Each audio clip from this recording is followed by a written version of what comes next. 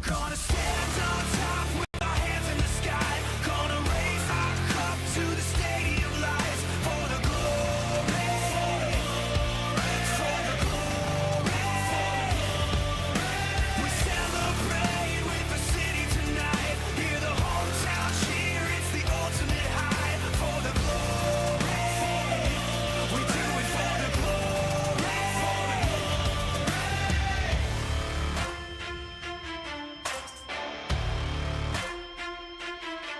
Yeah, we've waited for our time to come, calculated everything we've done, we've upgraded. Now you can't outrun a champion. Now you're facing one. Can you hear them? Yeah, it's all for us. You believe them? Yeah, it's serious. Hear the siren. We're victorious. I'm telling you. Can I get a hell yeah? Take a swing, I can take a hit. If we die, it's fine. We live for this. It's all for this. We're gonna stand on top with our hands in the sky. Gonna raise our cup to the stadium lights for the glory, for the glory. We celebrate with the city tonight. Hear the hometown cheer, it's the ultimate high for the glory.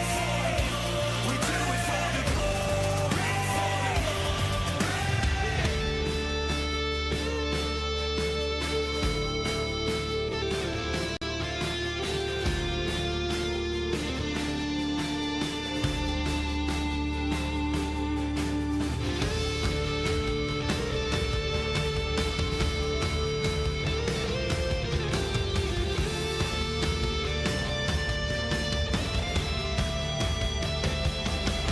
You're the chaser, I'm the eraser. I ruin your record, I'm back here to break ya. I cut like a razor, so call the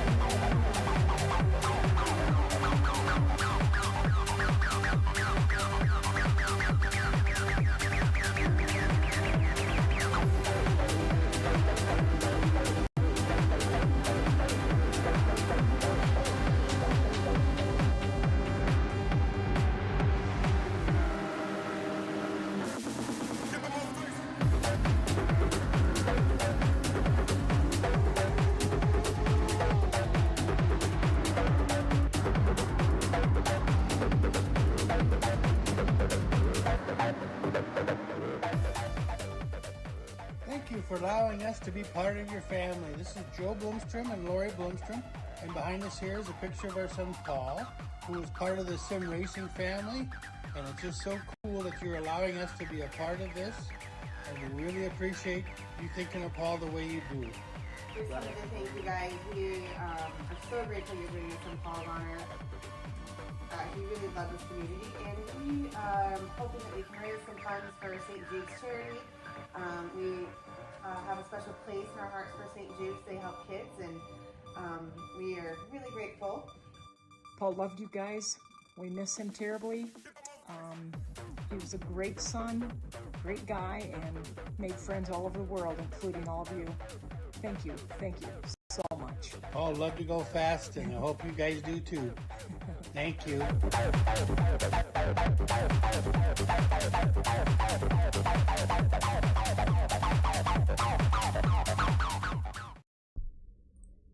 Good afternoon and welcome back, everybody. It's your boy Ghost, and we're here for another fantastic round of Vegas Cup Series Championship racing. Here we are here on behalf of Paul Bloomstrom and his family, and of course St. Jude's Children's Research Hospital. Super important, ladies and gentlemen. We are definitely here for St. Jude's this season, and it is all for a better cause. I mean, we all want our families to be together over the holiday season. The holiday season is encroaching, but unfortunately for some of us and some of our families, it's not that simple. Some of us have loved ones that are sick and have to be away from home. So let's help those families be with their kids this Christmas. Let's donate to that link provided in the pinned comments in the YouTube channel. It takes you right to the campaign fundraising page. And definitely do us a favor and like and share the stream out here today. Sharing is caring. It is the most important thing that we can do to continue to strive for success for St. Jude's Children's Research Hospital. I'm going to be your host here this afternoon with our top split from the Vegas Cup Series GT45 Gaming. Split 2 will be done a little bit later this week as our broadcaster has had an emergency to deal with, and Split 3 will also be live here shortly over on Fast Ginger on YouTube.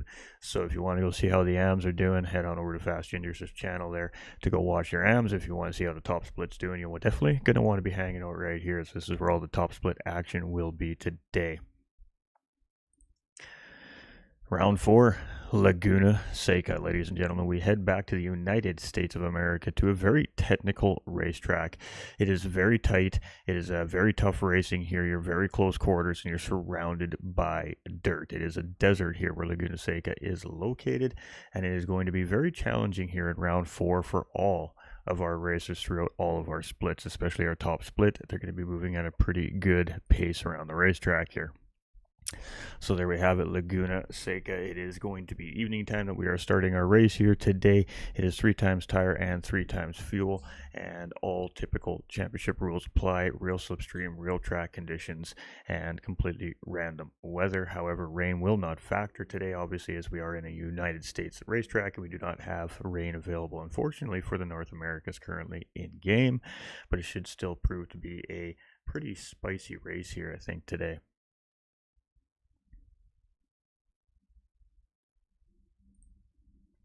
And on the schedule, round 4 next week, that takes us to St. Croix B.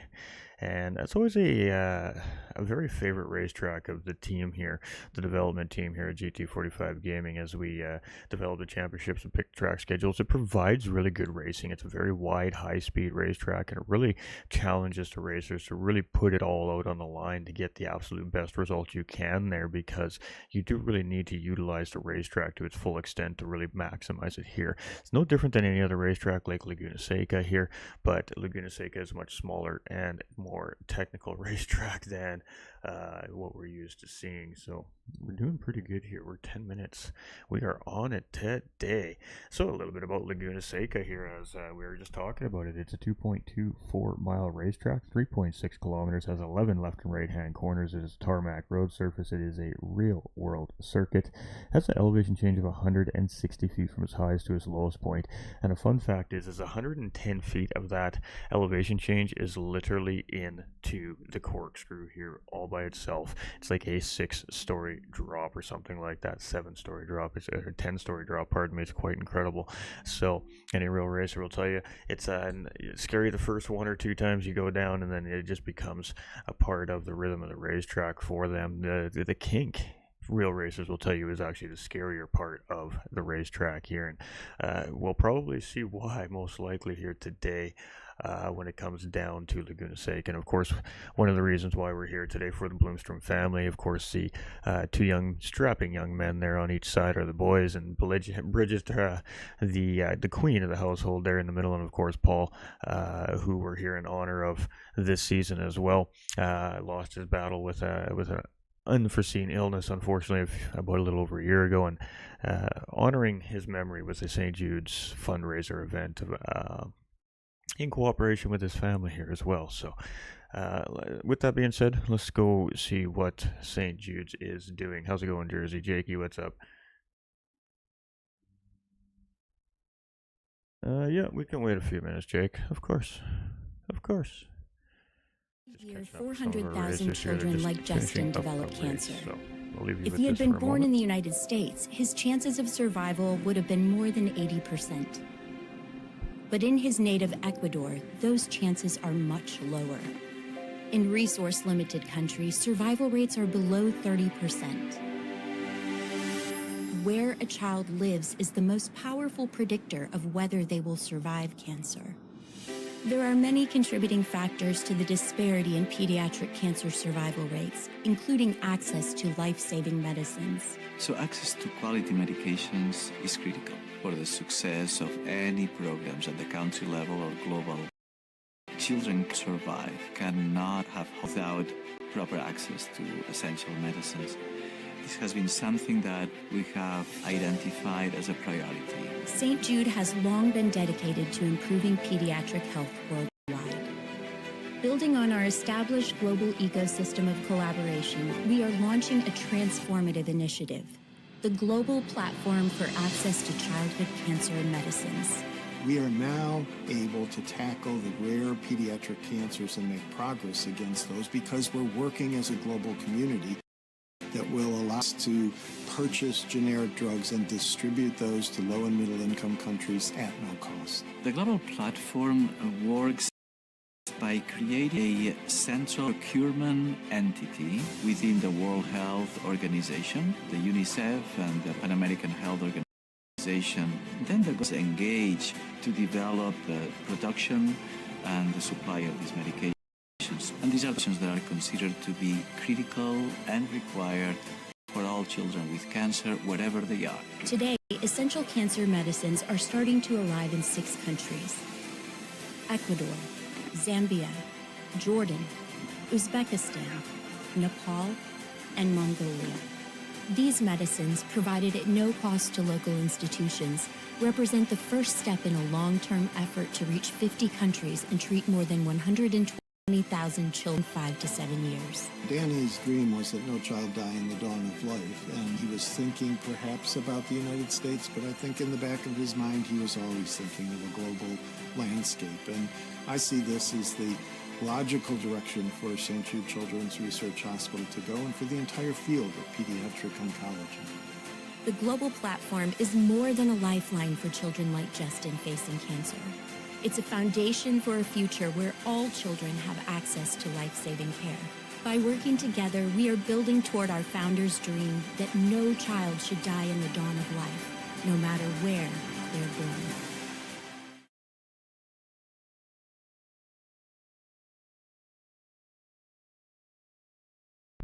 All right, so a little bit about what St. Jude's is currently up to. This is their biggest campaign they've got going on right now, and I think it's important that we show everybody that because obviously in order to expand out worldwide, they need cooperation, as they stated in the video, with, of course, the World Health Organization. They got help there with UNICEF, and they also got some cooperation with the South American Health Organization as well. So they are expanding worldwide, which means they're trying to help more children in more countries around the world, which is why this is ever so more important and really should be shared out as much as possible, because this is affecting people worldwide, and people worldwide can also help the cause. So they need our help, people like us, communities like us, to continue sharing what they're doing out there, and that's why we keep telling everybody sharing is caring. We're sorry, we're going to absolutely make you guys hate that word, I'm sure, by the end of the season, but it really is the key to success here. It always has been with fundraising and charity campaigning in the live stream sense, and sharing is really what makes it important. So we got to share that link out. We got to get that link out as much as possible to as many groups, many communities as possible. We got to get some of the actual content out there with it so people can see what's really happening and why it's going on, and then let people make a decision for themselves from there if they're able to help or not. Not everybody can donate financially, but that share is really a key to success, and that is how we have been successful in the past with these fundraising campaigns. So that is the important thing here. Sharing is caring. Get that link, share it out everywhere, explain a little bit about the campaign, and if you want to share the page out with that campaign so people can see what we're doing, all the more better. Our driver lineup here for this afternoon is as follows. Now, we are going to be potentially missing a couple of racers due to unforeseen circumstances or traveling, blah blah blah. But starting in pole position this week is going to be 1010 Smith Devious. It's going to be GT Jersey, 1010 Sheriff Doofy, ATB JSET, who will not be in grid here today as he is traveling. We have Doug Barrow, Superboy, Dylan, JP, Roses, Jakey, and Streeter Tom here in the grid today. So it should be good. Hope you're doing good, Jers.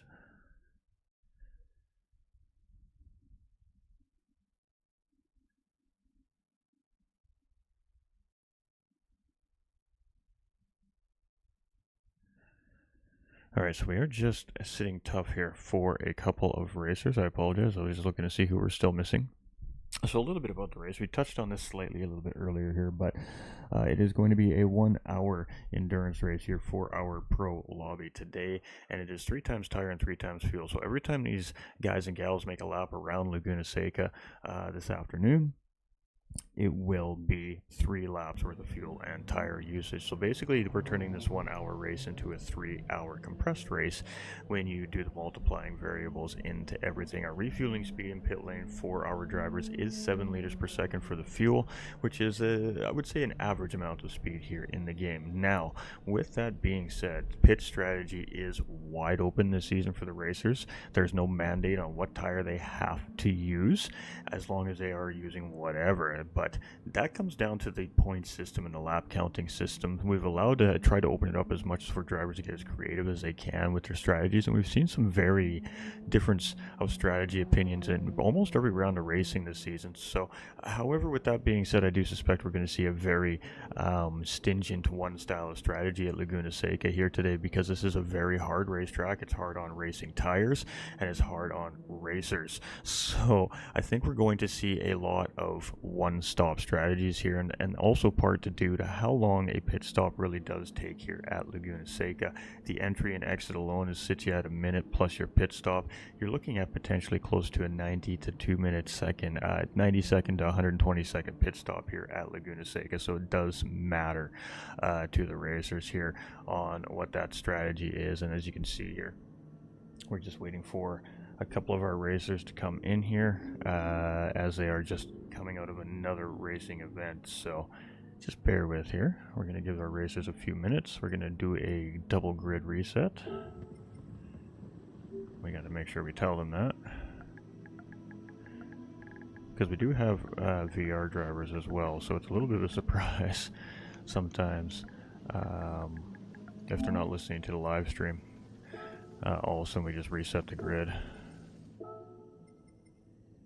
or reset the lobby, right? So, and we do this 2 times, and the reason why we do this 2 times that we've learned in our experience here with Gran Turismo 7 specifically is a double reset puts it right back to exactly where the lobby was when you opened the lobby up. And we do that because we want the weather condition to stay as relatively close as possible to, of course, what our settings are for within the championship settings. We got to try and stay true to our rules, of course, and we post out as well the best that we can. So good luck, Tom. Are you racing today, Jersey? I think you said you were away this week, didn't you? If I remember correctly. I know I had 2 racers that for sure were away this week. I just couldn't remember who they were.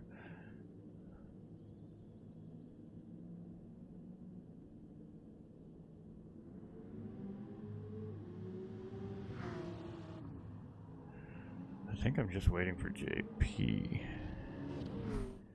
at this point. We're going to give a 5-minute delay here for race start this week, because we were asked by a racer.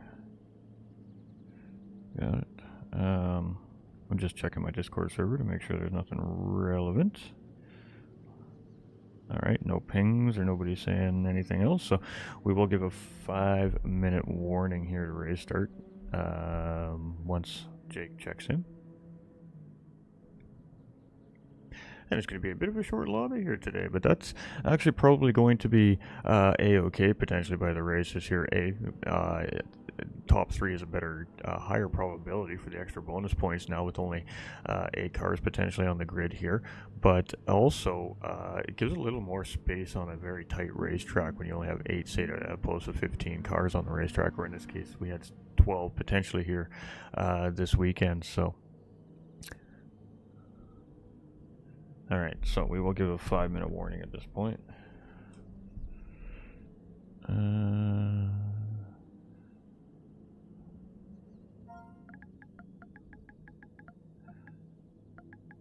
And we'll hang out and catch up a little bit, chat. I mean, it's been a while.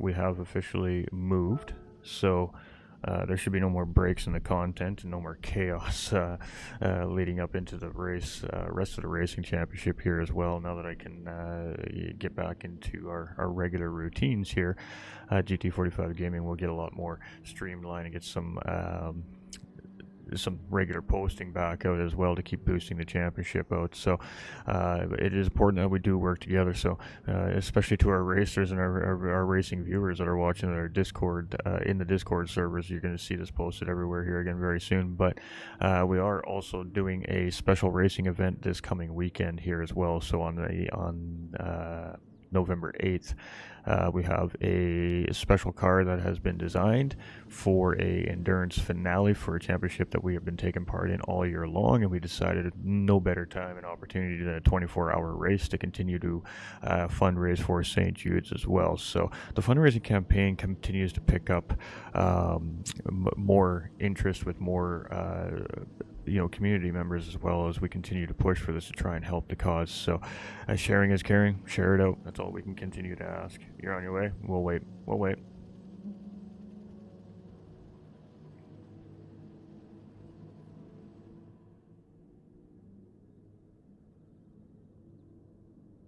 I figured JP was still coming too, so I mean, I wasn't in too much of a panic yet. I haven't even set the grid, so.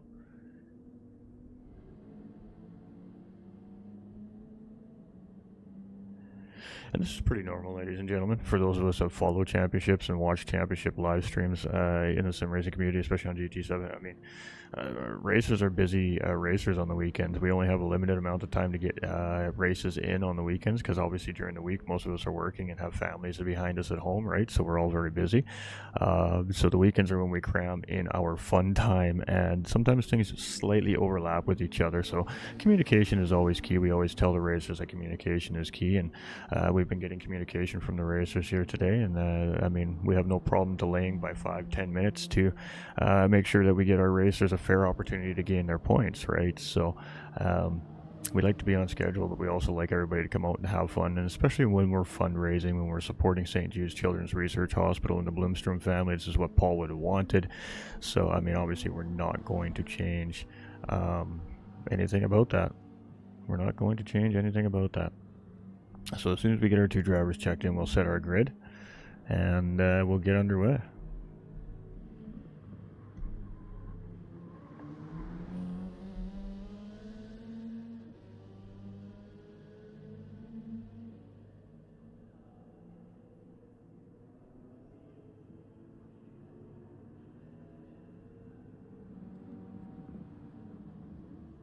I guess we could be watching the guys and gals practice here. Yeah, go take a look at the liveries.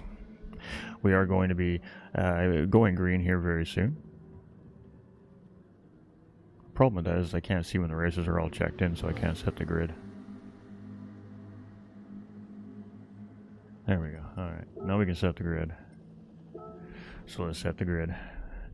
So you guys are getting a little sneak peek there, but we're going to bring the grid up on screen here so I can set the grid properly as well while we have it up on the background and behind you.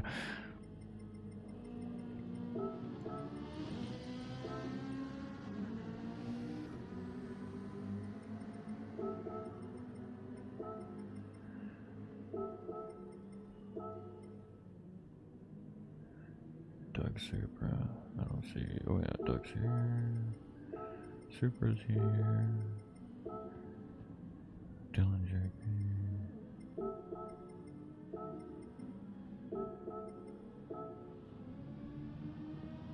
Oh, we got no Roses. Is Roses coming?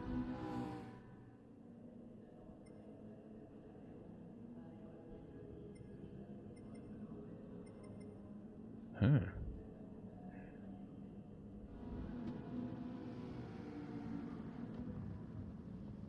Alright, grid is set. We'll give it another minute here just in case Roses is coming. As far as I know, he was intending on racing here today. We had the time change discussion because I actually thought that we were going to be another week where we had to potentially postpone race start an hour, but the time zone worked out. Everybody got an extra hours of rest, so I hope everybody's extra rested because it's about to get exciting. Laguna Seca, although it's a very technical racetrack, I suspect that the pro split will separate for a little bit and then 10-4, and then I think that they'll, get settled into the race, and those consistent laps will start to come in, and I think we'll be seeing some battles throughout the whole race here today. That's what I suspect we're going to see here today, but we'll let the pros figure that out. 10-4. 10-4. We got the last racer coming. I kind of figured as much.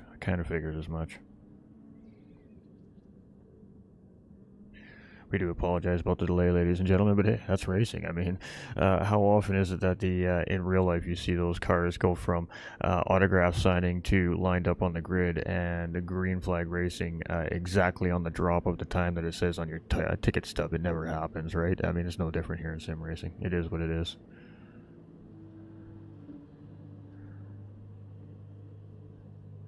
I'm on the ball this week. I told everybody once we get moved and we get situated into the new place, I'll be much more with the program. So we have seen the communication from the racer. We will hold. We do have regulations and rules in place, obviously within the championship for these types of situations as well. I mean, and it is up to a 15-minute wait with proper communication from our racers. So I mean, we are well within those limits right now. We're a stickler on the rules here. I mean, what can I say? We do our best anyways.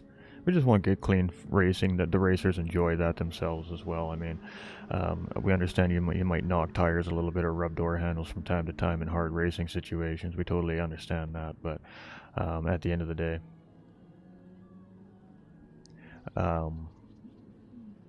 it's all about clean, efficient racing, right? I mean, do it proper, the way it's intended to be done, so to speak, I guess. And we have that ability to do that in sim racing because we're not really risking a $500,000 race car with contact, you know. So we have a little bit of say over the matter. So I mean, Roses doesn't really gain much. He's going to start ahead of Jake. So the way we have to decide this now is if a racer misses a race and they get put back at the back of the grid, but we had 3 racers miss a race from last round, so I got to figure out who goes in what position. Well, it's simple. Tom's missed 2 races in a row, so he goes to the back of the grid. Jakey's our championship points leader. He goes underneath Roses, who's chasing him in the point standings. So essentially we're taking it by the point standings in the same fashion that we're setting the starting grid for the season, just to clarify for our viewers and racers. When we have multiple drivers miss a round of racing, how do we sort out who goes where in the back end of the pack? We do go down to amount of consecutive races missed first, and then of course championship points standings.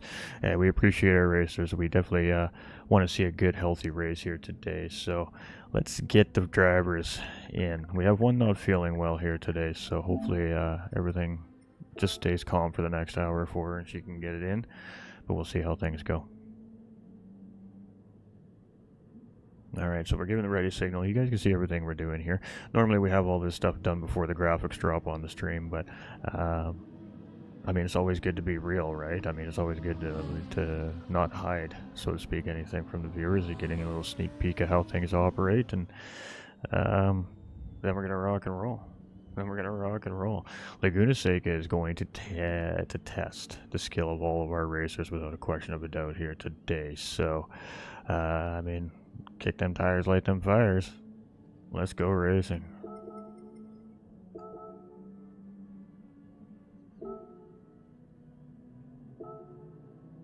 Had to make sure I wasn't checked in, or my car would have been on the track, creating a little bit of an issue.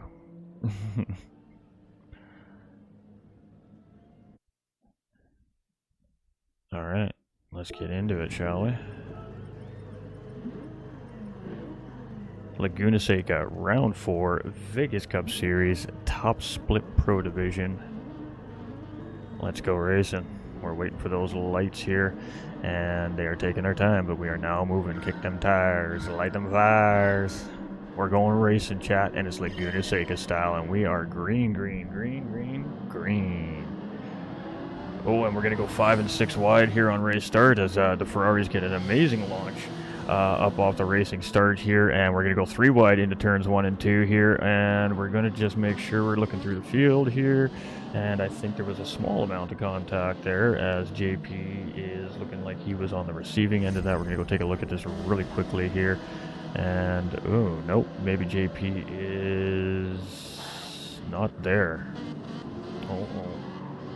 Might be a red flag situation here. Hold on. Let me go take a look at what's going on here.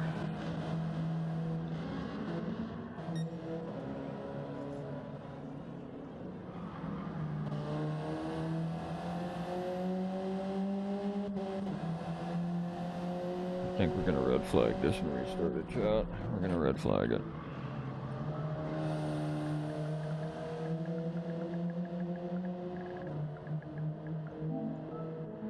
We're going to red flag this. We had a driver not on the grid at race start, so that does constitute for the very rare red flag instance here in our series this season.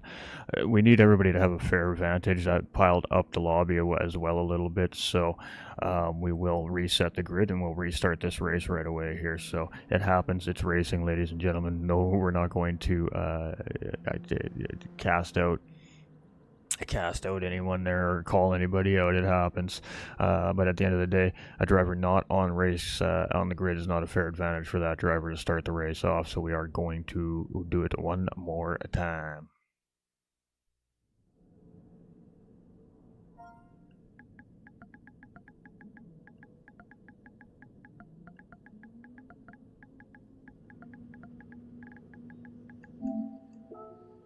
Now they are on it.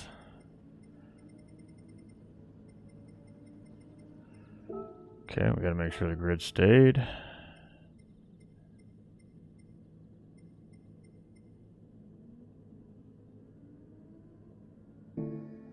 Alright, and we're gonna send it again.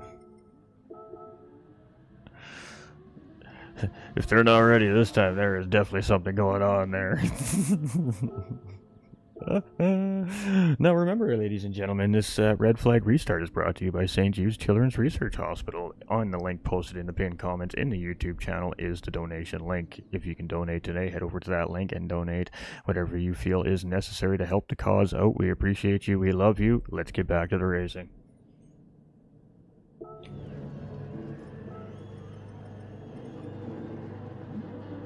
Alright, redoing. Alright, so we've seen the Ferraris get a crazy launch. We should probably expect to see the same thing here again on the red flag restart, and we are waiting for the green flags. They are much more quick, and we are green. The Ferraris again, see, get that good run. Everybody realizes that we got, again, 5 wide as one runs way deep on the outside there to get on around, and I believe that was Doug Barrow, though, that made the big move, and here we go again. Turns 1 and 2 in a very cold set of racing tires from all our drivers, and that was a much more controlled race start there with all 11 drivers in behind the wheel of their rigs. But we do have a sausage moment there from what looked like to be Superboy, and boy, we are absolutely just immediately pushing to try and get through as quickly as possible here. Super up in the second place. We got Miss Devious here in third position. We've got ATB now in fourth place. He's looking up the inside there. A small little touch between the two cars as a Lego Alfa Romeo 4C looking to get a position here, and now we've got Sheriff Doofy up in behind as well. It's going to be side by side through the kink, and looks like Sheriff Doofy backs on out of there, lets Miss Devious go through ahead, but that now puts the pressure on Sheriff Doofy here as he continues up the racetrack, and we're 3 wide coming into this corkscrew for the first time here, and oof, there's definitely a touch there between Sheriff and Miss Devious, and oh boy, now we've got the accordion effect going on as another driver is involved there, and I believe that is JP involved there. So we're just going to take another quick peek here and see who it is involved there. It is Sheriff, Miss Devious, and JP involved there, and we did see the Sheriff get into the back end of Miss Devious there, and he is going to give the position back and redress the situation. JP is also getting back up the track there, and boy, it has been a rough race start here for JP today.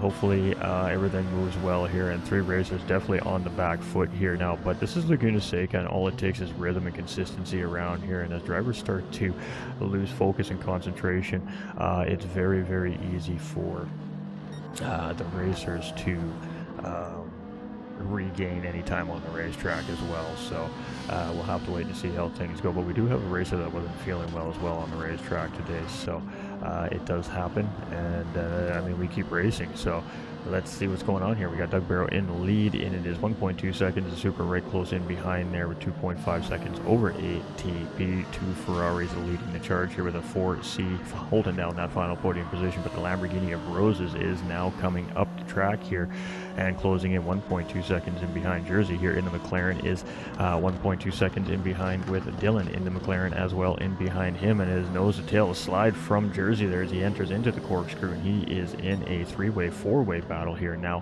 for that 5th place. So let's stick with this here. We're going to sit with Dylan for the moment as Dylan gets the inside position here heading into the corner, and potentially a little bit of tire contact there between the two drivers, but now it's going to be Streeter Tom taking advantage in the RCZ there and gets the move done. So he's going to move up ahead of Dylan and now try to initiate the charge on GT Jersey in front here. So it's good, healthy battle happening here in the mid-pack right now as Jakey is just kind of sitting there in his 4C, just kind of watching and assessing everything that's happening here, and it is nose to tail 4-way battling here on lap number 3 very early on. And we did say that the pros were going to absolutely give us a spicy race here, I think, today. So they are definitely most certainly looking like they're going to give us one of them. And Streeter Tom is losing a little bit of touch there with Jersey up in front now. So Streeter Tom here is now got Dylan starting to apply some pressure. Dylan takes a little bit of a look on the inside there, but Tom doesn't bite and just holds his line. Dylan tucks back in behind it.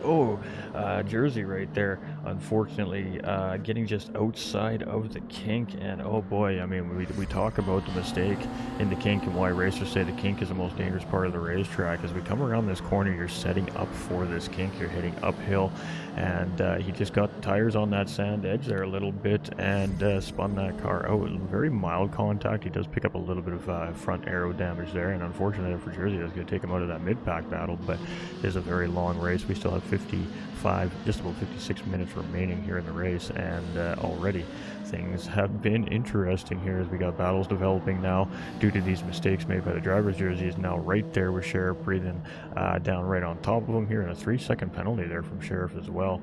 And JP here now in behind. Jersey going defensive here on Sheriff Doofy, unable to get the job done on the outside in the Jurassic Park 4C, and serving a 3-second penalty right there. You see JP having to go around, and that's going to put Sheriff back a little bit here on this battle. So we'll be keeping our eye here on this rear part of the pack here, as well as those drivers I'm sure are going to start to close in on each other. But it is Doug Barrow here in 1st position, and as he continues to run up the track here, we're going to try and get a little peek at the livery, and it looks like Dust Run. Looks like a pretty old school original Nintendo game here. I remember the game. I think myself, if a Sega game, it looks like on the wheel well there, and that might be a track limit penalty right there as he comes into the entry of the corkscrew there. It was definitely a little bit shallow, but seems like the track officials said that was okay, as Supra is continuing to chase down. It looks like a little bit of spud job on the side of that car there as well.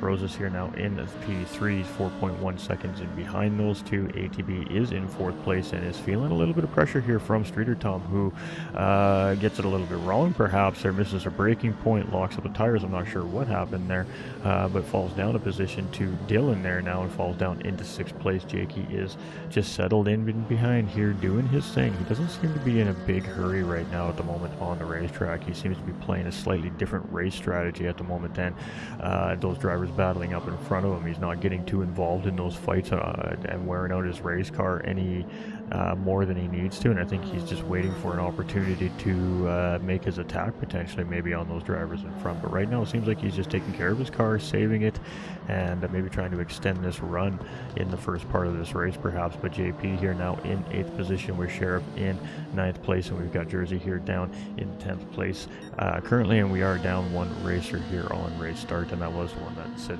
they weren't feeling too well here today. So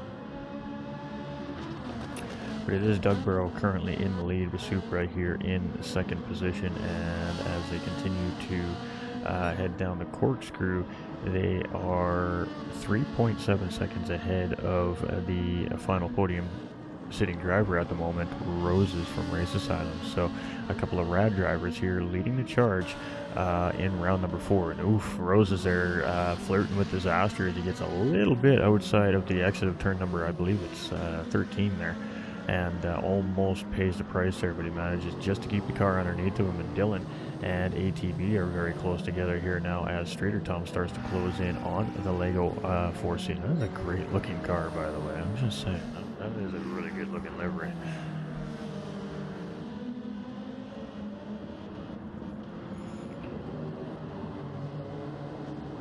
it definitely stands out above the rest. You know it immediately as soon as you see it. It's a Lego car. That's great. I love it. We got Pokemon car here by Streeter Tom as well. You can see the little Pokeball on the side, but ATV goes a little bit wide there. Tom almost follows his line.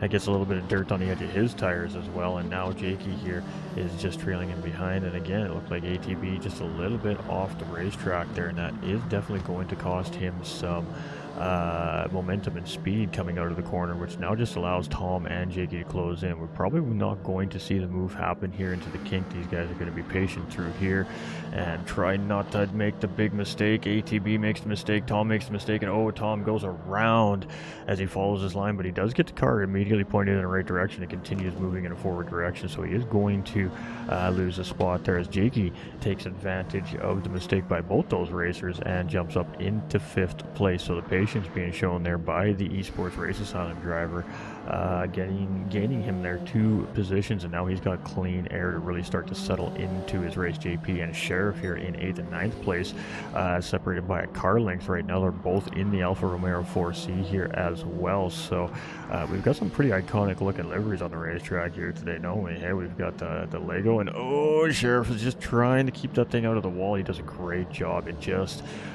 loses it there on the exit as he just gets a little bit of the dirt on the exit of turn number 13 there, and oh boy, that corner has bit a couple of drivers here already today, and Jersey's going to get the position there. Now Sheriff's going to have to get back on track and get moving and grooving here again to try and close up that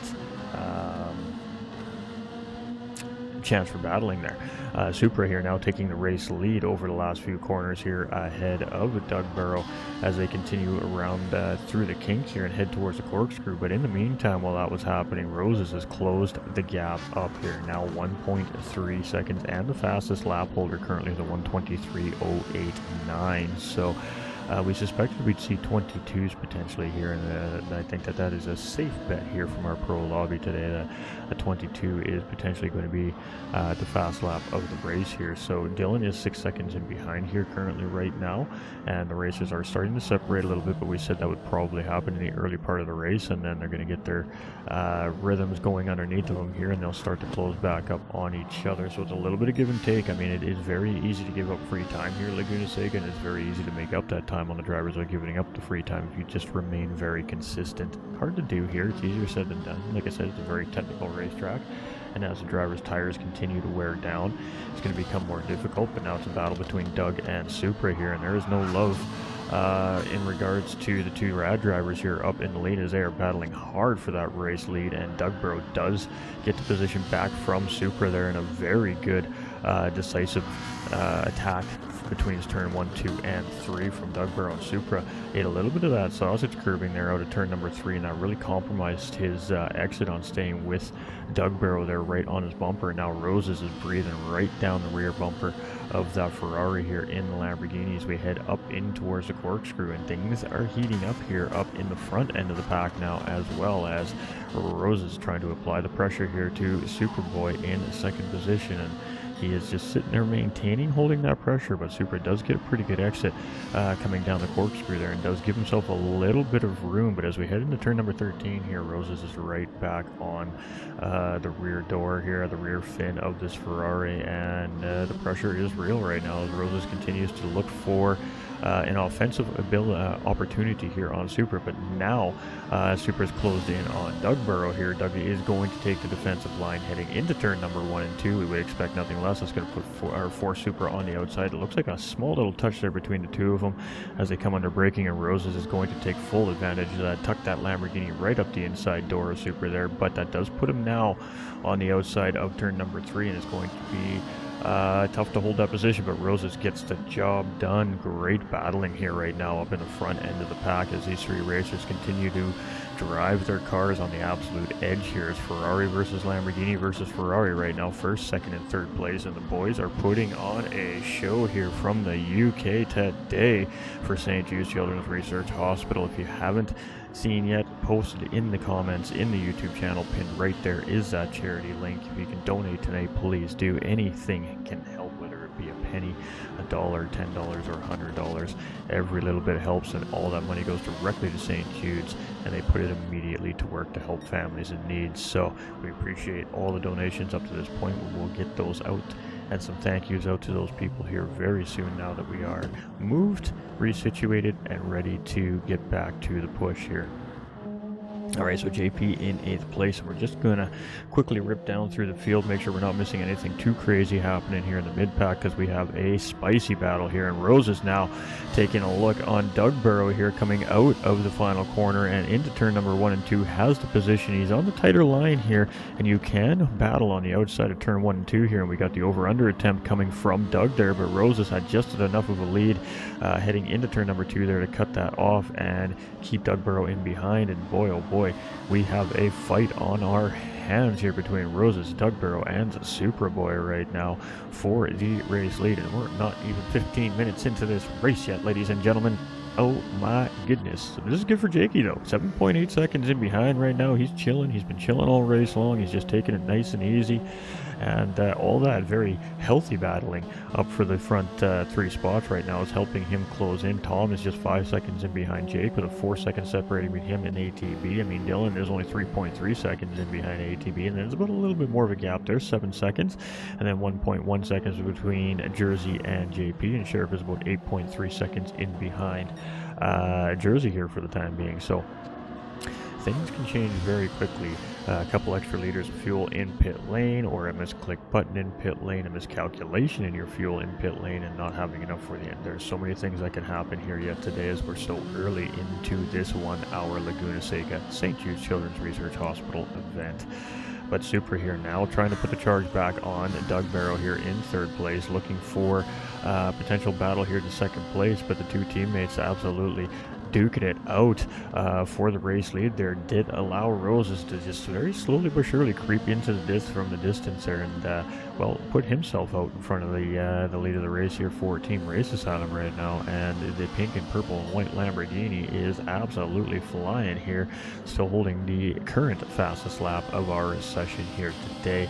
Doug Burrow chasing in 2nd place with Supra in 3rd place, and they've kind of gapped just a tiny little bit out from each other here, now settling down, but Jakey closing in on these 3 racers, now down to under 7 seconds here to the 3rd place driver Supra. Thomas 4.5 seconds in behind Jakey, also closing in.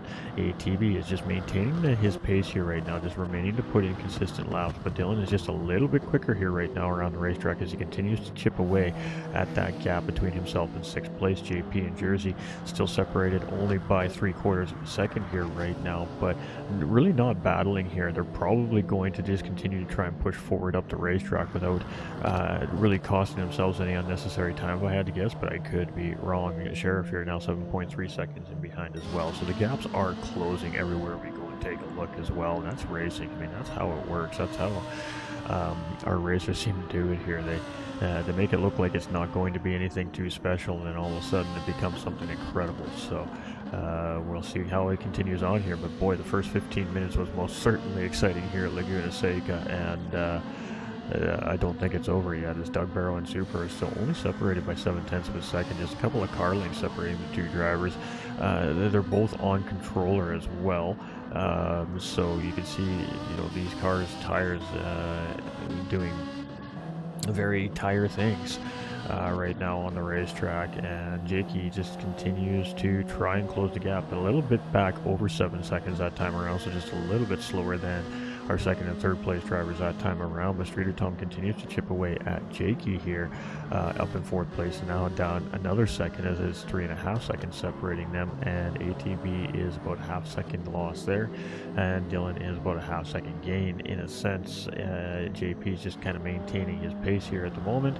Jersey is, like I said, just still right there kind of chilling in behind right now as they continue to close that gap up into the mid-pack here, and the Sheriff is slowly but surely chipping away at those 2, and I mean, a 3-way train here at Laguna Seca done properly could potentially start to close the gap up on that mid-pack here as well. It's very possible. It's a little tricky to do, but I mean, this is our pro split. If you expect any split to do it, then you would be expecting to see that it is the pro split that can make it happen.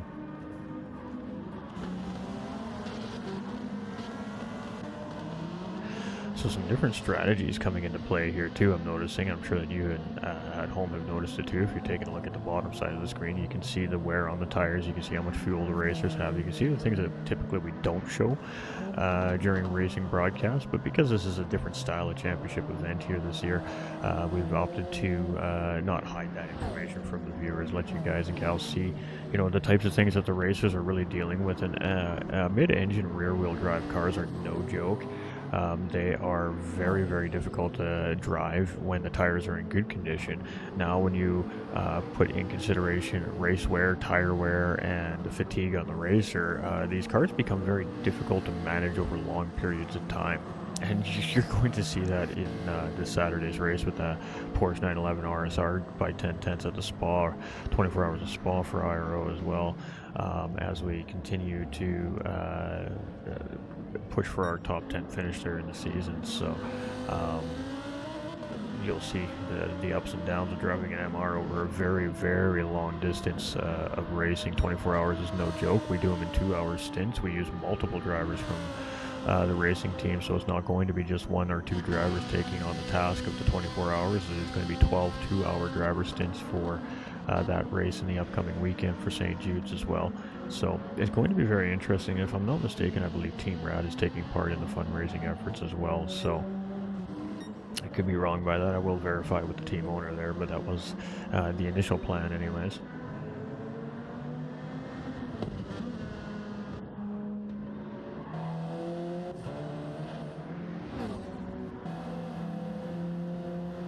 So JP is closing in on Dylan here.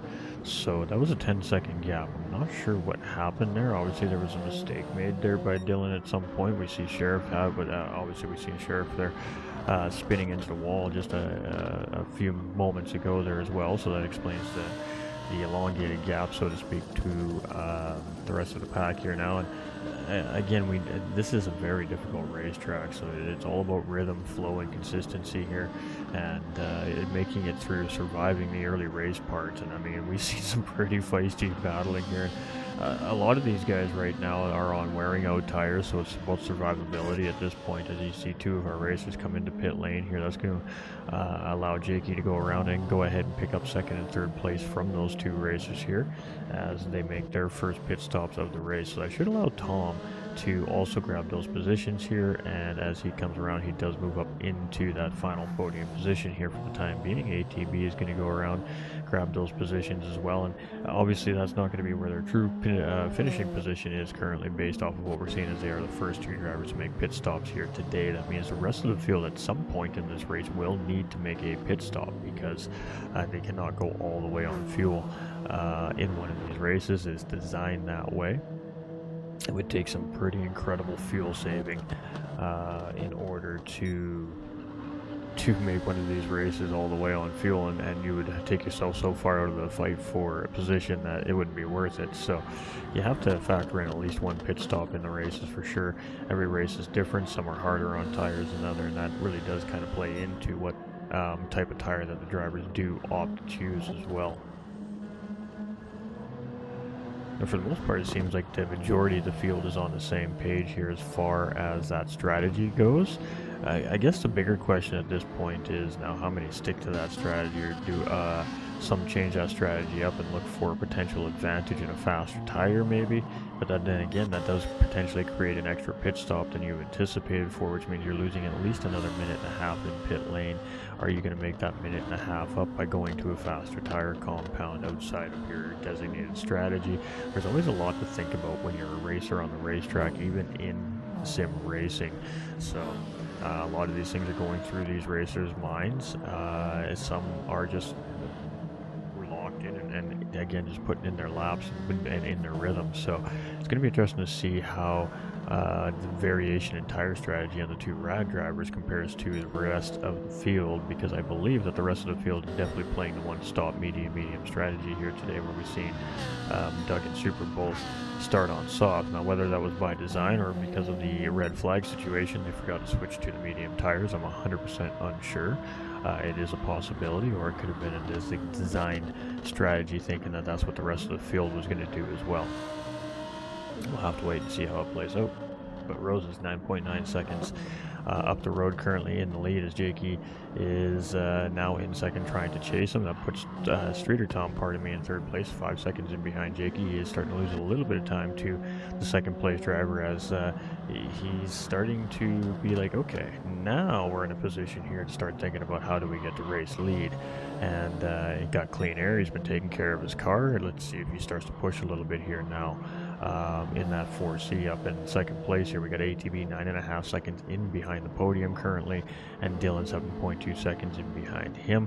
We've got JP 3.4 seconds in behind Dylan. JP can see the tail end of Dylan's car when he comes around these corners, so there's always a little bit of extra incentive for a racer when you're in that position. We've got Jersey here in the 7th position, and we've got Doug and Super after their pit stops on very fresh racing tires here, chasing in behind. And we've got Sheriff now making a pit stop here in the race to change tires, take fuel. We'll have to wait and see what kind of service he opts to do there. But this is our third driver to make a pit stop here in today's race. It's a challenging series. I think I would be would have some races that would definitely be better than others in these MR cars as well myself. So I mean, I just tip my hat to the racers because this is a very challenging championship, and even though we're here for the Bloomstrom family in honor of Paul Bloomstrom, and also here for St. Jude's Children's Research Hospital fundraising, funding for their, obviously their global project, but everything that St. Jude's does there in the United States as well. You can see that desire and that push in the racers on the racetrack. I mean, they just want to keep going, and they continue to change up the way that these cars are looking every week. They continue to keep it fresh and fun for our younger viewers that are watching as well, but maybe not even our younger viewers. I mean, there's a lot of us that are, 80s and 90s babies that recognize a lot of this stuff we're seeing on these race cars here today, and that's because the racers are in that same generation. I mean, we got Minecraft, McLaren here as he comes around, and JP's got his race asylum liveries. I mean, absolutely beautiful cars, these cars that he puts out for race asylum. We've got Doug here in the Dust Run car this week. I mean, he's changed it up every single week. We've got a Supra in a version of what it would assume to be a GTA car here of some form, based off of the lettering, but I could be wrong about that. Jersey now making a pit stop, and we got Sheriff here, and it looks like they're just taking a peek at that car here right now. So the Alpha Jurassic Park Alfa Romero struggling a little bit here today, and sitting in pit lane trying to figure out what is going on with that car currently. But Rose is 9.3 seconds in front of Jakey there, and after that lovely little turn 13 there, may very well dip down to under 9 seconds if Jake gets a nice good clean exit here. And then you can see how much time that Jake gained just from that little mistake from Roses. There was about 4.5 tenths of a second as he comes through the final sector here as well. That's almost going to take him back under 9 seconds. So we did say that, good, solid, consistent laps are going to pay dividends here in the mid part of the race, and we're starting to kind of see that from a couple of the racers here on the racetrack. Dylan chasing down ATB here, about 4.4 seconds in behind. JP's lost touch of Dylan a little bit here, now 8.6 seconds in behind. And Doug and Super still basically nose to tail here in these Ferraris. Only half a second separating the two of them here, but a half-second penalty here for Doug as he comes around the final corner here on lap number 18. He's going to have to serve that penalty there. You see he pulls off the racing line there, and Super will, of course, or should get the position from Doug there, but it was taking a little bit a while for him to get around there, so maybe got a bad exit coming out of the final corner, and Doug is going to hold the defensive inside line here into turns 1 and 2, and he is going to actually hold the position off from Super here, but Super's taking a look there, and both under braking there. It looked like there might have been a slight little touch between the two cars, but no harm, no foul, obviously, as they continue to go around here. They are moving and grooving. I mean, they are battling here right now. This is great for Jersey, GT Jersey, and behind here right now, because the more these two continue to jostle back and forth across the lanes and into the corners, defending, battling, trying to get around each other, the more it's going to continue to slow them down and allow that 37-second gap from Jersey there to close in. And I'm not sure why the gap is so large there from him to Doug and Super there, but that's where we're at, apparently. Ooh, and a snap there from Roses as he's closing in on sure who that is. But he's definitely closing in on one of our cars there, and it looks like it's Jersey.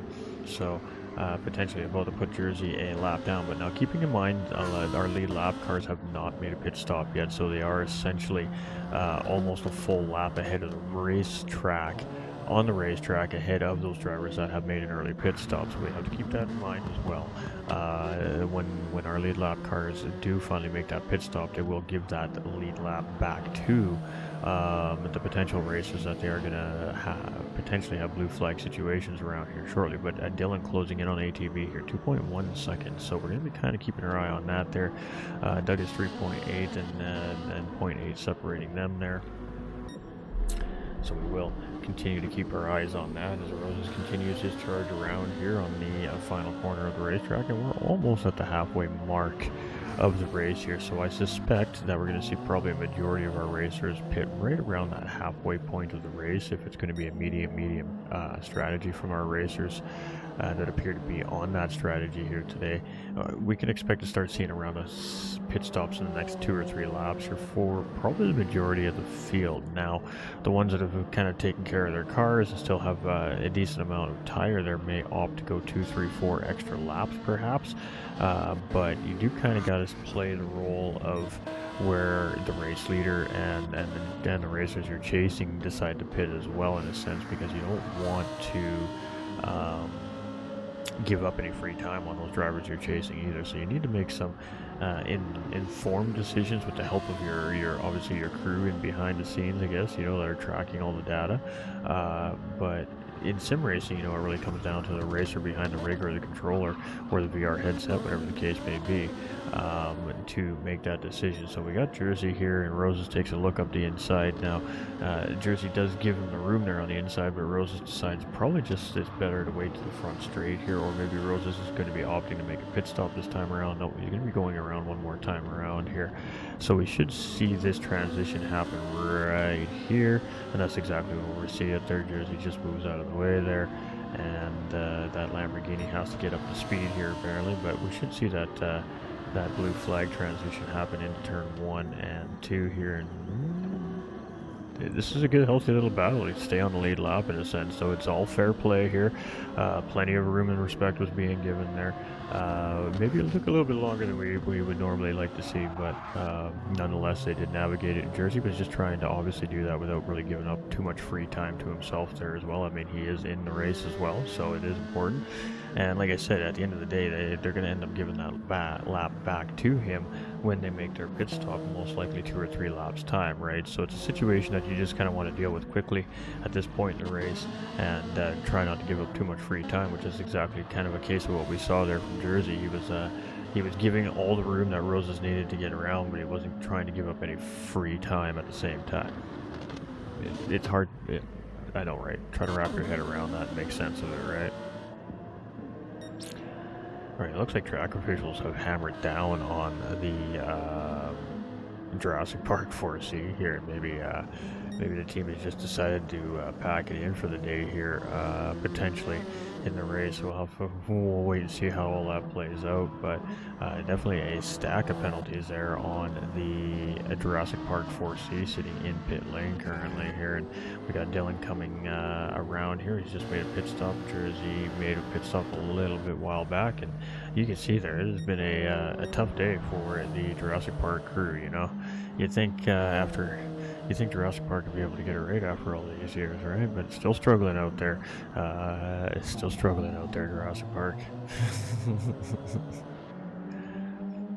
Alright, so Rose is now 8.6 seconds ahead of Jakey, so Jakey's still chipping away at Roses, but he's not getting leaps and bounds of time off of that Lamborghini currently leading the charge. So Tom's going to come in early here ahead of the race leaders and go for the undercut strategy. JP is doing the same thing here as well, which is going to give Super and Doug some positions back now as our lead lap cars start to make their pit stops. However, we did see that it's about maybe a max of 35 minutes before you're going to see these medium tires absolutely shredded. So I guess the bigger question is, can Doug and Supra stretch those mediums the rest of the way to keep the one stop in play for themselves, or are they going to have to make another pit stop at some point in the race? If they do, I think the earlier the better at this point.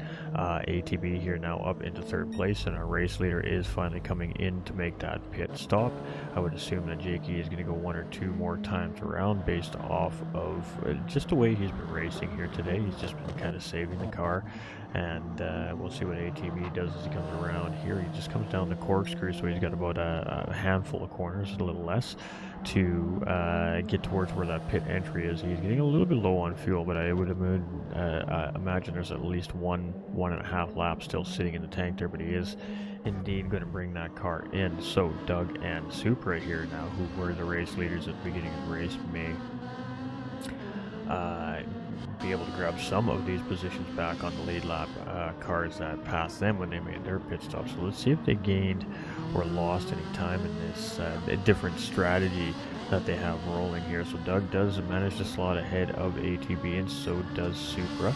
Roses is fueled up and being released from pit lane at this point, but where does he come out in comparison? And he is actually going to come out ahead of Doug and the Supra there, and it's by roughly about 5.5 seconds. So Roses does maintain some of that gap ahead of Doug and Supra before that sequence of pit stops kind of full circled around about 10 minutes apart from each other.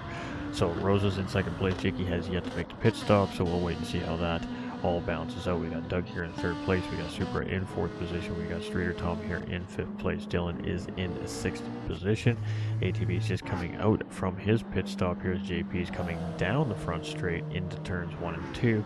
And on a break in there, he just catches a little edge of the sand there, but it doesn't seem to affect his car there at all any. And when you go from worn out medium tires to a fresh set of medium tires, it's like Christmas morning. You just want to send that race car absolutely around the racetrack. So you do need to take care of that, manage that. Jakey going a little bit wide there. We can see a little dust being thrown up from the car there as he does make that exit out of turns 1 and 2. They're very fortunate that it was just a little bit of dirt on the tires, and it cost him a little bit of momentum there, but that is the point. He still needs to make a pit stop here and is going to give a bunch of time up to the pack chasing in behind here. Now Roses is only 31.2 seconds in behind, so it's going to be interesting to see where Jakey ends up in the mix, where Doug Barrow and Supra here as well. You would think that Jakey should come in just somewhere in behind and in between Supra and Streeter Tom based off of when the pit stop started. Now, is that how it's going to happen when Jake makes his pit stop? We have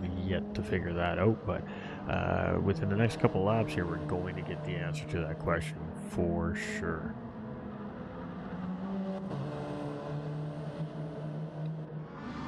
Alright, we're going to have to wait and see. He's going to go around him one more time here, so the race leader continues on.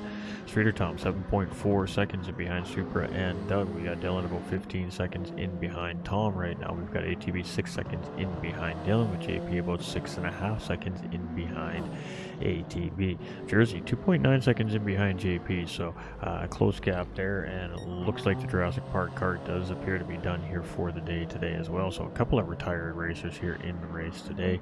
And I mean, racing is racing. It happens. Things break. You know, life happens. All right, Jakey in the race lead here. 29.6 seconds up the road. Still has to make that elusive pit stop, however, and that is going to change the positioning here. So Roses will eventually take the lead back away from Jakey, and then it's Doug in behind by 6.5 seconds, and Super just very close in behind, 1.5 seconds in behind. We got Tom 7.16 seconds in behind here as well, and has missed a couple of races, so definitely looking to get some points gain here in this round of racing today as well. So it should be very interesting here moving forward. As we're nearing the midway part of the season, next weekend will be mid-season already, and we'll be ordering up our championship trophies here in round 5 as well, to make sure that they are here in time for the end of the championship season, so we can send them away to get them engraved and shipped out to our champions. So we'll show everybody what we got in store for our champions here this season once they do arrive. So hopefully within by round 7 we have the trophies here on site and ready to send away for engraving, so that'd be great. We'll see how it goes. with that being said, if we have a driver that wins one of the championship trophies that is located in a part of the world that's going to make it a little bit difficult to get it sent to them in a timely fashion, we will find a supplier where they're located and have one made and shipped from their area, so we can try to keep things as efficient as possible for our champions as well. Obviously, we know that every part of the world has their own mailing restrictions and time frames for everything, and we understand that, so I just want to try and do everything as efficiently as possible. But at the end of the day, if we've got a couple extra trophies sitting here, so yeah, do something special with them down the road. Turn one into maybe a livery event, trophy, something like that. Just take it as it comes at that point. But once we have them, then we have an idea of what the style of trophy we're looking for if we have to outsource, and we can use that a little bit to help find something similar or the same if we have to order from a different country, which can potentially happen. It is a real thing. We covered all these things when we decided that we were going to do championship trophies this season. So we've had this issue with gift cards and giveaways in the past, trying to get things to people in Australia and the UK and in other parts of the eastern part of the world as well. It's very difficult. There's a lot of security measures in place, right? Based off the type of where in the world that the race is located. So you just got to be smart and do your research and find your way around that, right? And that's basically just learning experiences. We've done championships over the years, and this one's no different. We have racers from all corners of the world competing here this season, and that trophy very well could end up in any one of those corners of the world. So we just want to make sure that we have we don't want our racers waiting for 8 months or a year for their championship trophy. We'd like to see them get it, in a very timely fashion, within a couple of weeks from the time we send it, preferably. Obviously, I'm from Canada, so I'm going to be shipping almost everything internationally. So it will take a little bit of extra time, but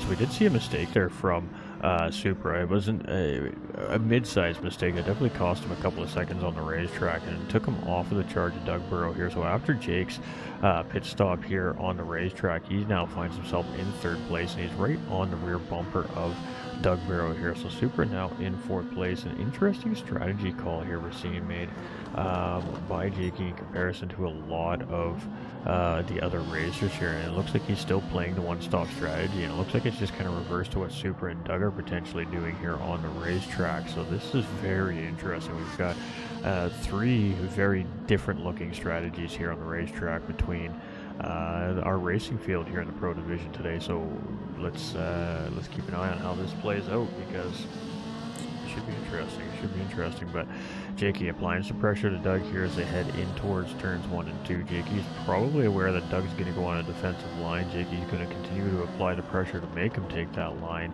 and see if he can open him up into turns 1 and 2 for the over-under here. And that's exactly what happens there. He does open up Doug into the corner there, and as Doug goes deep into the corner, Jake just does the undercut there into the apex and sweeps that position away. Doug unaware that he had the inside track there heading into the corner, touching just a little bit, and loses the position to Jakey. It's now 1.2 seconds in behind there. So Jakey with a experienced move into the corner there, as I would like to call it, as that's a skilled pass there to read that situation as it's happening and be able to still make that work on a fly decision like that. You just get on the brakes a little more, make sure you get your car dialed into the inside part of that apex, and when the driver shoots wide, that allows to open the door. So I mean, we were calling that as it was happening. We were seeing that unfolding right in front of our eyes. That was a great offensive move right from Jakey, in my opinion, as he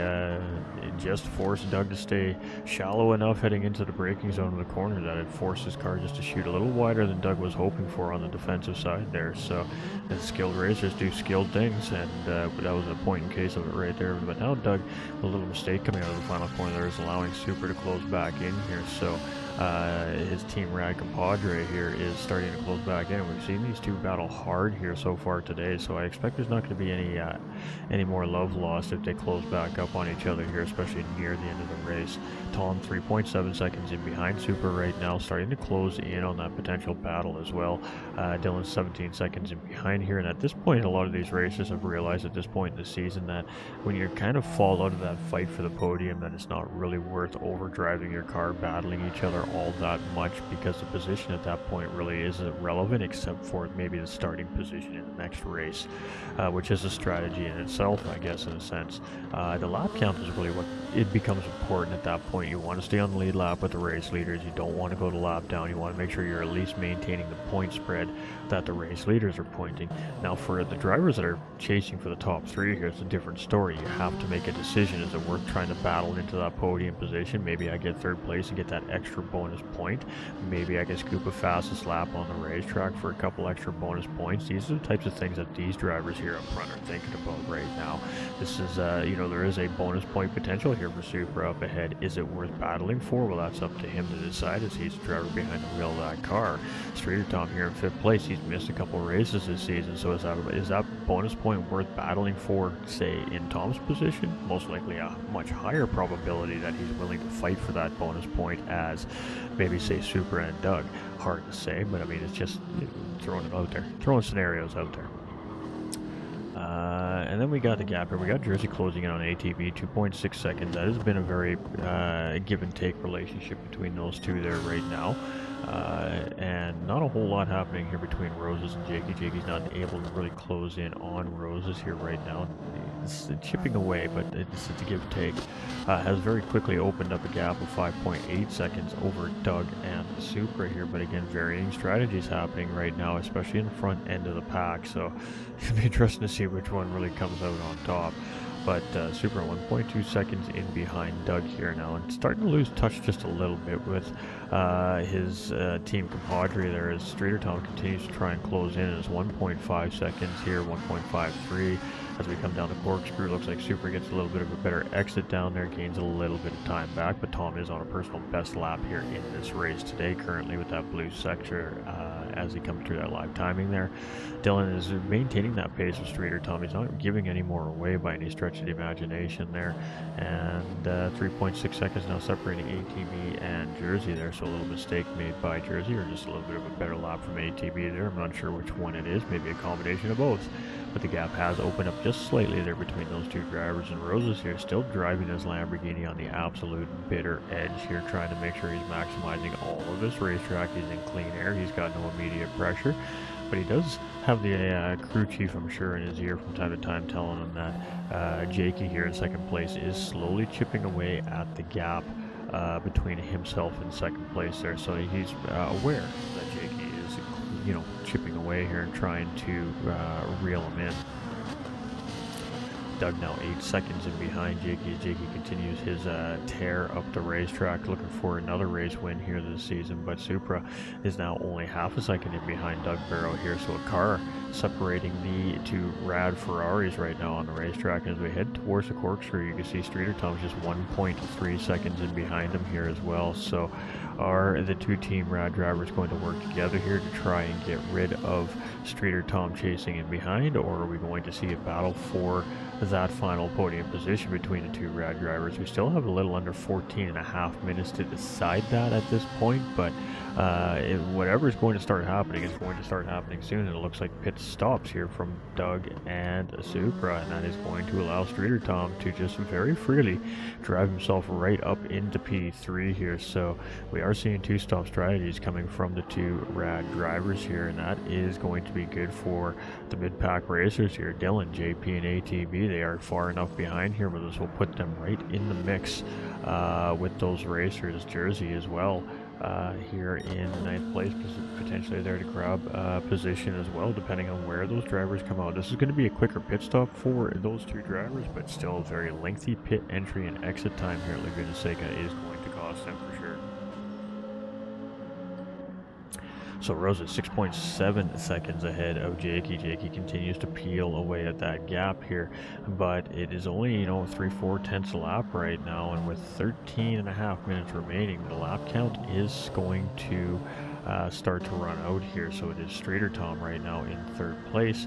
He has 12 seconds in behind Jakey and has 16 seconds to the good on Dylan. Dylan starting to take away from that gap though. However, with that being said, on Streeter Tom has shaved a little over a second that last time around. So if he continues to put a second lap on Tom, it's going to bring him closer, but I don't think it's going to be enough unless something drastic happens there to gain a position on Tom. JP here has Doug and Super literally come right out in behind him here. So JP does move up into 5th place with that extra pit stop, and JP gets it a little bit wrong there, and that is a free pass there for Doug and Supra up into 5th and 6th place there, as JP just catches the exit of the kink a little bit there and spins himself out. Does not pick up damage on the race car, so that is the plus, but now he's going to have to worry about ATV, who's coming up with temperature tires and at race pace while he gets his car back underneath of him in Jersey, only 6.9 seconds in behind, so unfortunate there for JP. But Laguna Seca, it doesn't care how good of a racer you are. Laguna Seca, if you want to test Laguna Seca will make you pay the price sometimes, and that's all we've seen here. Keep it up, Tom. Tom's having a good race. Yeah, he's doing a good job, Steven. Alright, so it's Jakey here in 2nd position. We got Tom here in 3rd place, and I mean, lots of space between our top 3 here right now. Like I said, it's going to take something drastic to happen here, I think, to change how that unfolds, but I guess we'll wait and see. We're seeing some very big strategies coming out from our racers here today. Dylan in 4th place has 16 seconds to the podium. Doug is 14 seconds in behind him. He still has Super right there in tow. They pretty much haven't left each other all race long, and on very same strategies, so definitely a little bit of team play happening there with the strategy, but definitely some good feisty battling between those two at the beginning of the race as well, and ultimately that, maybe it cost him in the grand scheme of things. We'll have to wait and see how everything plays out here yet tonight, but I do believe that it's going to be a long charge back up to the front for them here now. ATB is in 8th place, and we got Jersey, it looks like, making a scheduled pit stop as it's just exiting out of pit lane here, so another 2-stop driver here as well in the race today, and unpredictability is always the biggest key in races, and I did not see that coming, that is for sure. So a second stop coming here from GT Jersey today, and he must have a plan. There's something going on in the wheelhouse there of the GT Jersey crew, but we'll have to wait and see if it works out for him here now. Maybe they're anticipating the rest of the field to make 2 stops here as well, and decided to try and go for a good quick undercut strategy, but I really don't think some of this field is making a second stop here. I think our race leaders are looking at the 1-stop strat here today, and it seems to be the OP strat. What happened? Nothing happened. Everything's good. We did have a red flag call at the beginning of the race because we had a driver that wasn't ready to start the race yet, so that caused some issue. It happens. And other than that, Laguna Seca happened, really. Oh, she wasn't feeling well. I think she had to bow out.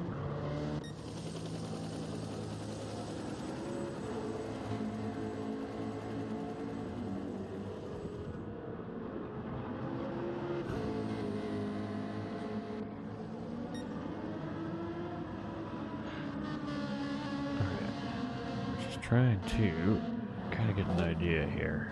Looking at the time on the clock, we're looking at the gaps. We're looking at the potentials for maybe another 2 stops coming from drivers that we wouldn't be expecting them to come from, but I don't think so. I really don't think so. I mean, my only real question mark at this point is our second place racer. Is our second place racer going to be able to go the distance on their strategy, or are they going to have to make an emergency stop near the end of the race, probably when it's not the most ideal time? Or is there a different strategy that they got in their mind that we're just not reading into? I would think that if our second place driver was thinking about a 2-stop, he would have been thinking about stopping or have stopped by now. So I think that he's looking to try and push that to the end, but it's going to be tough. He's got a 12-second gap right now to Streeter Tom in behind. Streeter Tom's been putting in some really good, solid, consistent laps here throughout this race today and looks really solid on track. So, I mean, if he continues to put that consistency in and those tires continue to fall off more and more and more, there is a potential there maybe for a battle for P2 between Tom and Jake. You will have to wait and see. It's just all speculation.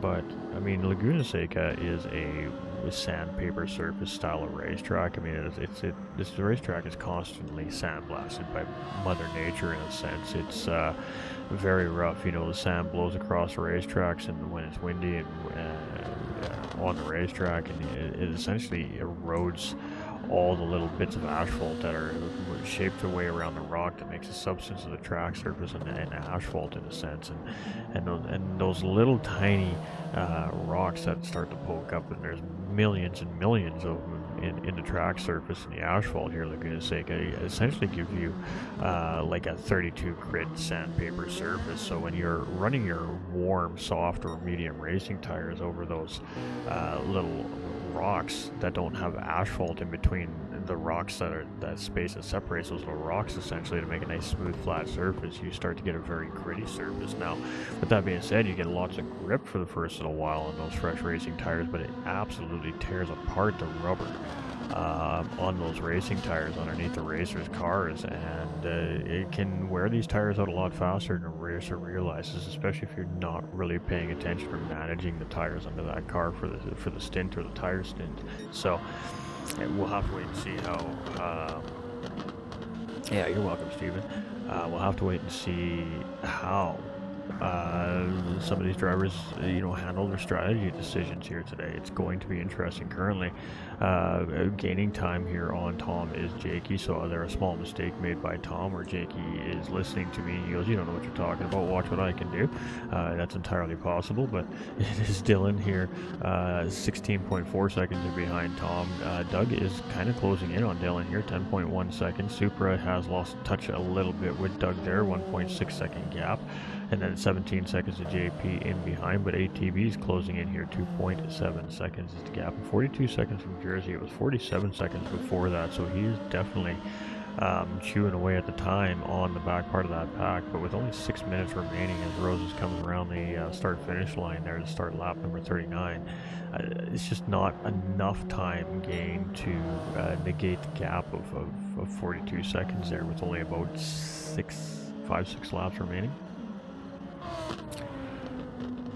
So it is Roses there, 8-second gap over Jakey. He's done a great job of managing that gap over Jakey as Jakey continues to try and push in towards the race lead.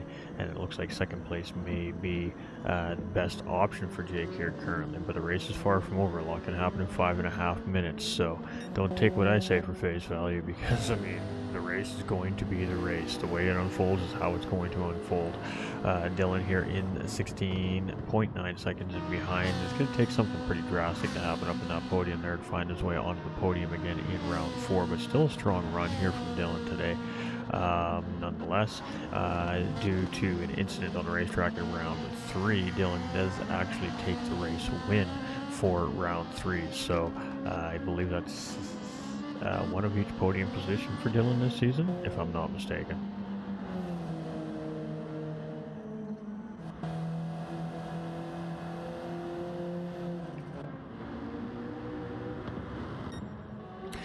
Now that isn't officialized yet because we have not gotten through the full official stewarding process from round number 3 yet.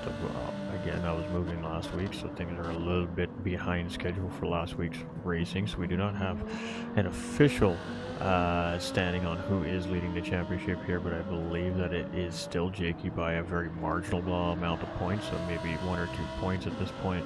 But by Thursday, Friday of this week, we will have everything up to date as per the end of this racing round that we're watching live here right now today. So 8.4 seconds separating first and second. We got 14 seconds separating second and third place, and Jake continues to open that gap up. Dylan is staying pretty steady there, but Doug is closing in slowly but surely on Dylan there. Maybe not after that exit in the final corner. That was looking a little bit shaky, but Is still managing to keep the charge of Supra off in behind here, but it is 0.6 seconds now. Supra has closed back in on Doug Barrow there, and I mean, if the early race is any indication of what we potentially could see out of those two drivers, or we could see some fireworks here right at the end of the race if they can get nose to tail. JP has 5.4 seconds on ATV. ATV has 39 seconds ahead of Jersey, who is closing in on ATV, but again, time is the enemy here at this point for our race. There's 3 minutes and 18 seconds left on the clock as Roses comes through here, and he's got 8.8 seconds to the good. So Roses looking strong here in the Lamborghini Huracan GT3 car at Laguna Seca today. The Alfa Romeo looking very strong here as well, with Jakey behind the wheel, and he has 13.9 seconds. So Tom is gaining a little bit of that time back over the Alfa Romeo in front of him here, and this is a Peugeot RCZ. So we do have 3 different MR cars sitting on the podium currently as the race stands right now, but it is Doug Barrow with the fastest lap of the racetrack currently here, and that's a 122.734, and I did say we should suspect to see the fastest lap be in the 22s here today, and it most certainly is.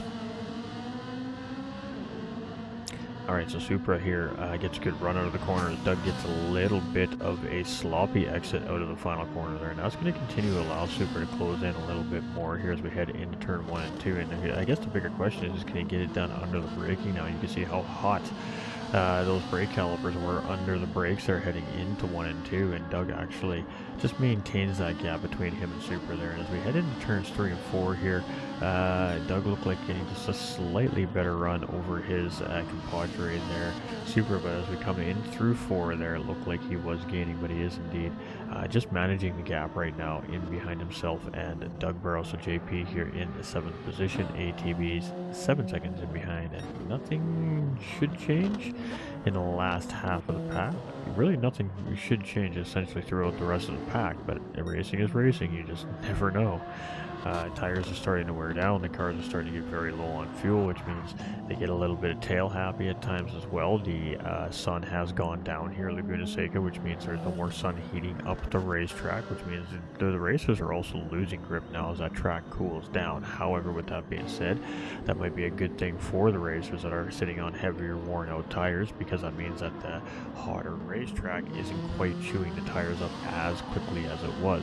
But as the racetrack does start to cool down in the desert here at Laguna Seca, it does definitely start to cool down the asphalt surface quite quickly, and can very quickly become a slipperier style condition here as we continue to draw into darker hours here at the racetrack. Now obviously these drivers for the most part are on their final laps here now. As we come around, Roses will get another lap here, so he will get a 43rd lap here today, and this is important right here. This again, the lap count is a point per lap this season, plus acquired bonus points throughout each round of racing, and that's kind of what can separate the champions from the non-champions. So a 43rd lap here coming from Roses, and that is a very important point over the rest of the field that cannot cross the finish line before the timer ends. All done, split 3. Thank you, Ginger. Appreciate you. I'll go watch it here in a little bit. Jakey also getting that extra lap, but we do have a yellow flag up ahead of Jakey here, and it may have been a blue flag car potentially, but Tom is also going to get that extra lap, so that is huge for Tom, as again he's missed on a couple of races this season here, so he's kind of out of room for drop rounds in a sense, so he really needs to maximize his point count here now heading throughout the rest of the championship season. We've got Dylan here in 4th place. Great finish here for Dylan. He's going to be the first official finishing racer here at 42 laps today. Doug Barrow still holding out the charge from Supra there, as things did get a little bit heaty there, and some good teamwork driving right there, and that'll be a good team photo for the team there as Supra finishes right in behind there in the 6th position. GT Jersey comes through in 9th place, looking like a lap down potentially to the race leader there, but we'll verify that when the stewards do the official results of the racing. We got JP coming around here. It is going to be a 7th place finish here for JP today. That should leave ATV very close in behind here.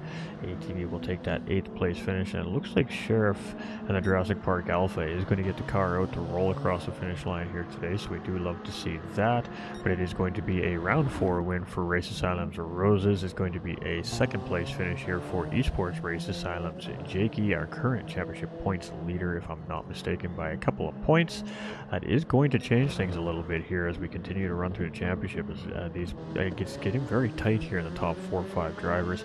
And Streeter Tom with a strong performance here today from Race Asylum as well. Is going to finish in 3rd place here today, and that'll be his first podium, I believe, this season for him. So congratulations to all of the racers there here in the race today. And that's some tough racing out there, but it's Roses coming from I believe it was P9 all the way up into the race win here today in that Lamborghini. So good job to all our racers here, as they all give it 110% out there without a question of a doubt.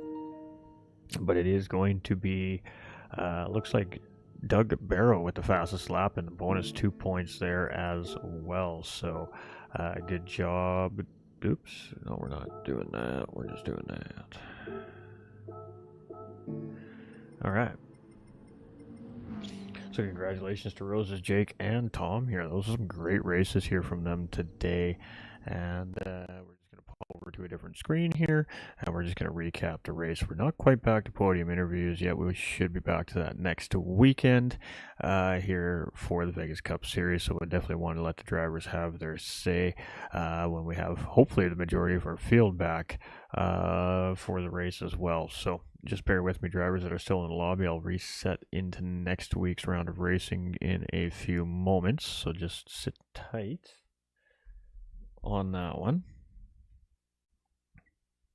That was a great race here from our pro division, as always. And as we continue to charge towards the mid-season here, the goal hasn't changed here. We're looking to raise $2,500 for St. Jude's Children's Research Hospital.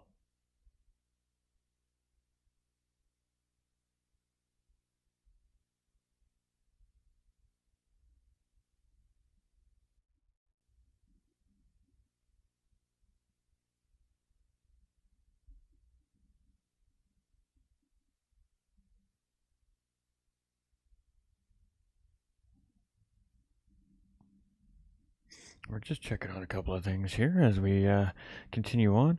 It was a very spicy race start here. The Ferrari's got a very good jump here in the race today, and I mean, with that being said, both times with the restarts as well after the red flag situation, the Ferrari's got a great launch as well, and I mean that kind of complicates race starts sometimes, I guess, in some of these races, as some cars launch better than other cars, and that can create some interesting situations heading into the early corners. Now, in a track like Laguna Seca, where turn 1 and 2 is very spicy, and it's very close to the start-finish line. Obviously, that's going to be potentially complicating, but the pros did a really great job at handling that situation here in round number 4, both times, really, essentially. Great battling, though, between Super and Doug Barrow in the very early goings of the race, and I mean, really the top 5, 6, 7, 8 drivers battling it out tooth and nail for the best possible position to get to try and stay with the top 3 for those bonus points. So as things kind of settle in, no problem, Jakey. We don't have interviews currently running, so don't need to worry about that. As the drivers settle in now, I mean, we're round 4 in now. The drivers are settled in now. They kind of have an idea and a plan for the rest of the season, what car they're going to use and how they're going to approach the remainder of the season. Really, it's going to come down to tracks and comfortability in the tracks, and make sure you make the right car here for the season. So there's a little bit of unorganization still happening with me just getting back this morning online here. So by next week we'll have everything moving in a streamlined direction, and we'll get back to our podium interviews, because we definitely like our drivers to talk to the viewers and let them talk about their experience on the racetrack while they were racing it out. I mean, sometimes their hearts are in different places too. You just never know, and it just makes for a little more of a personal feel from our racers as well. It's something that we do regularly here, and we just just got to get back on track with it. So we will do that. Again, we are here for St. Jude's Children's Research Hospital and the Bloomstrom family in support of lost a great member of the community, Paul Bloomstrom, a little over a year ago now, and in support to the family, we decided to throw on a championship in his honor and asked them if there was a charity that they would like us to support during the championship, and they would is why we're here for St. Jude's. This is the charity of choice from the Bloomstrom family. It's near and dear to their hearts, so it's near and dear to our hearts here as well. And this is going to be a multiple week campaign. We're not just stopping here. This will run for or the rest of the calendar year, and we have a special event planned in the new year for it as well to finish it off for this particular campaign run. So we are a little over 20% of the goal here now. I haven't checked on it in a couple of days because I've been very busy. So we're hoping by the end of this week that we are more along the lines of 35 to 50% of the way to the goal. So the one thing that we can achieve that is for everyone to share. I mean, share the donation link specifically. It doesn't have to necessarily be the streams, but take that donation link, save it to your devices, and share it out through your networks and your communities. Take it to your work. Take it to your favorite local stops in the morning for coffee or whatever, and talk to the people you know and see if they're interested in helping a cause. You just never know who's willing to donate to such a great organization, and they need our help. So let's keep pushing to that $2,500 goal. We got a long ways to go in the goal, but we got a long ways left in the championship season yet as well. So let's keep pushing. Sharing is caring. And thanks for tuning in to round 4 here. So the content should start getting a little more free and spicy and a little more high energy here again, as we were now, like I said, settled back into the new digs and the new place and got the setup all up and functioning nice and clean here again. So what else can we say? Great racing from the Pro Split division here in honor of Paul Bloomstrom and St. Jude's Children's Research Hospital. The car paintwork looks amazing. The drivers are putting in 1,000% effort this season in every corner and aspect that they can for the championship, and we just appreciate all the support from the viewers, our racers, our admin team and behind the scenes, and of course to our donators especially. You're the real winners out there this year during this championship. You're the ones that are really making the impact huge and making the big difference by directly helping families be closer to their children. You are heroes this holiday season. Give yourselves a pat on the back if you've donated, because you've changed a life without even realizing it, and that's why we do what we do here at GT45 Gaming with championships and events like this for St. Jude's Children's Research Hospital. I love you all. I appreciate you all. Always keep your head up and always push forward no matter what the situation in life is. There's always a resolve and there's always an answer. Sometimes they're hard to find. Lean on your friends, your family, and people you care about. They can help you through your path. Stay winning, and we'll catch you all on the next one.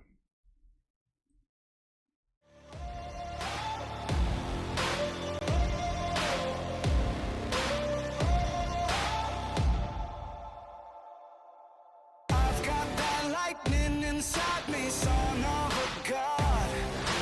I'm like a titan that's rising, oh, just you watch. I'm stepping into fate. There is no time to waste. I've got that lightning inside me. This is how legends are made.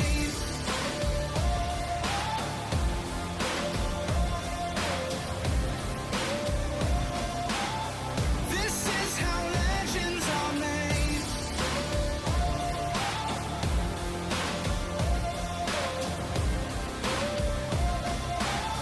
This is how legends are made. I'm cranking up on the throttle, victory is mine.